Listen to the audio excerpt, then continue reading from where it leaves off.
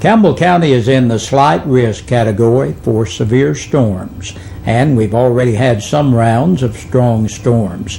Things began on a rocky note around 6:30 this morning.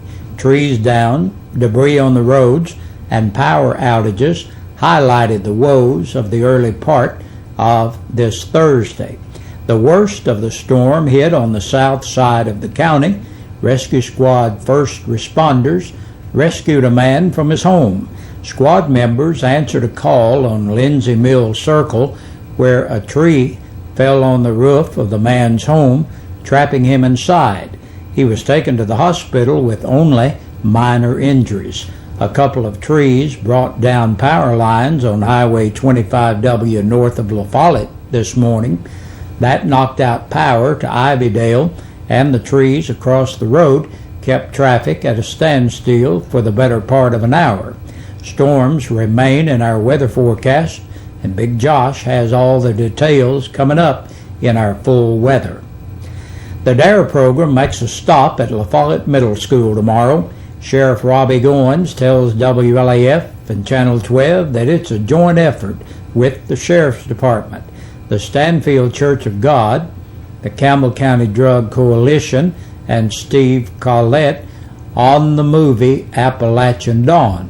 Steve brings a lot to the table. He's one of the most incredible speakers I've heard because he's actually lived the life, and he tells them a different side of it.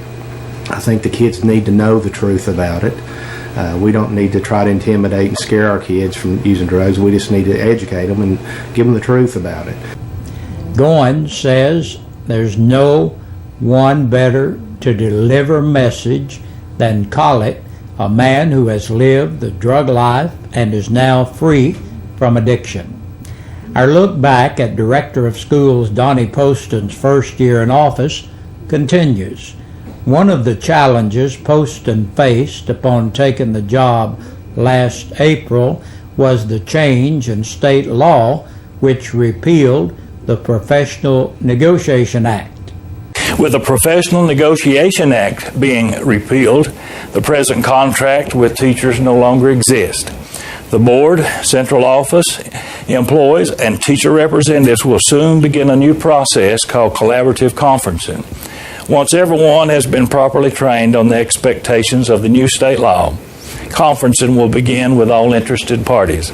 The main items to be discussed and possibly become approved policy will deal with teacher benefits.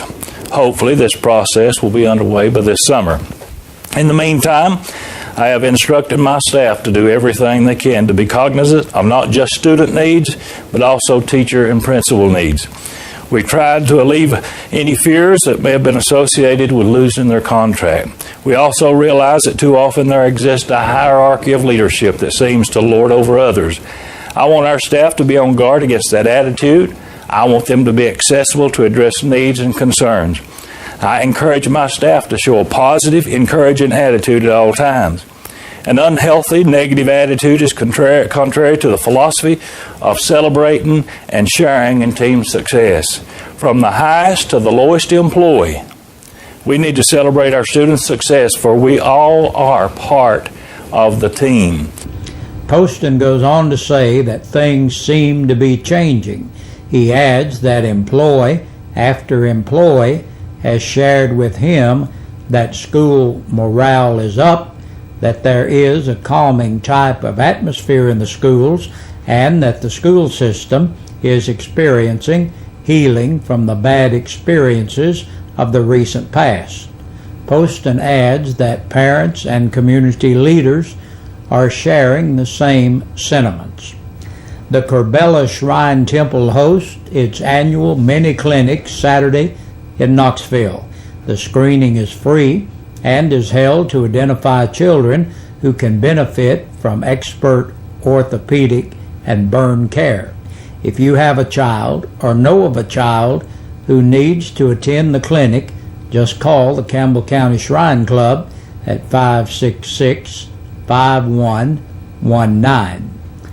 The Campbell County Children's Center will be hosting a child abuse awareness luncheon this Friday, tomorrow, at the La Follette Church of God. They will have a special guest speaker, the voice of the Vols, Bob Kessling.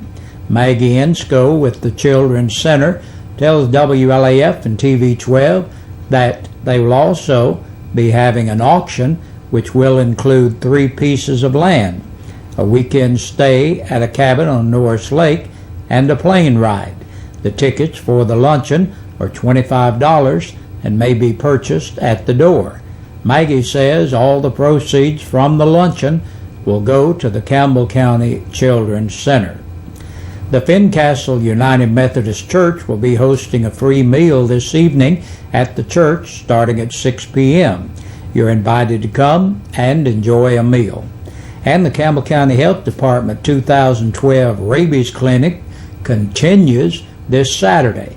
The cost is $10, cash only, and all dogs are to be on a leash and cats in a pillowcase and must be accompanied by an adult. The schedule for Saturday, April 28th is the Animal Shelter at Toe String Road from 12:30 to 1 p.m., then from 1:30 to 2 p.m.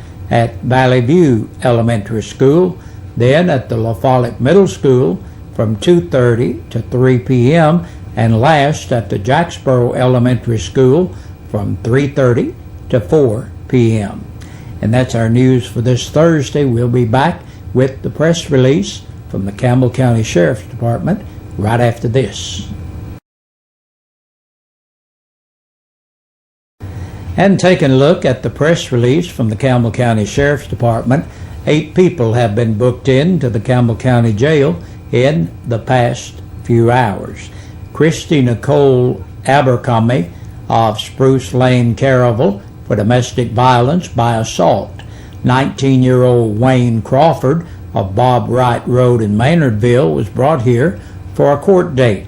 Rachel Ann Gardner, 41, of West Kentucky Avenue, La Follette, for driving while revoked, domestic assault, and violation of the seatbelt law. Jerry Wayne Hudson, 54, of East 1st Street, La Follette, on a capious bench warrant. 35-year-old Vernon Lee Ivy of Vernon Mountain Drive, La Follette, for theft of property under $500, criminal trespassing, and on a capious bench warrant. Kevin Joseph Perkins, 23, of Rose Hill Drive, La Follette, on a capious bench warrant. 51-year-old Gary T. Stiles of Knoxville for public intoxication and disorderly conduct. And last today, 44-year-old Clyde D. Turner of Elkins Road in Jacksboro for driving while suspended and violation of the Tennessee financial law. And that's a look at our news and the sheriff's report for today. Stay tuned. We got more coming your way, and be sure to join us again tomorrow. We'll be back with the Friday end of the week edition of the news. We sing happy birthday to you, and may all your dreams come true. Happy, happy birthday. Oh, This is your birthday song. Celebration all night long.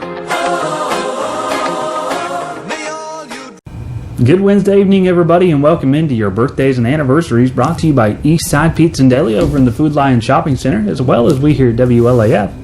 Susie Wilson starts off our birthday list today. She turned 59 years young. Alice Fraser's celebrating a birthday today as well. Brittany Birch turned 20 today. Christopher Sharp has a belated birthday back from yesterday. He turned 19. Judy Cadell also celebrated a birthday back yesterday. And Natasha Stevens celebrating a birthday today. And don't have any anniversaries for today. So if your birthday or anniversary have been this past week or today or coming up during this last part of the week here, you can still get in your information to 562-1450, 566-1450, or 562-3557. You can email WLAF@bellsouth.net, or you can fax in your information to 562-5764. We'll get your names on the list, and then early tomorrow morning is the deadline to get your information in here. Then Big Josh will draw those names for the winners for 2 free dinners from Eastside Pizza and Deli. And that does it for our birthdays and anniversaries for this Thursday. Hope you all have a good night. See you back here tomorrow. Stay tuned. Your news continues.